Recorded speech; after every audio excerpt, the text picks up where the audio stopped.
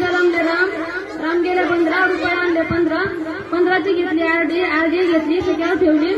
शिकार तुटलं भांड फुटलं वगाळ गेला महाद्वारीच्या पायथ्याशी सर्व मंडळी ऐका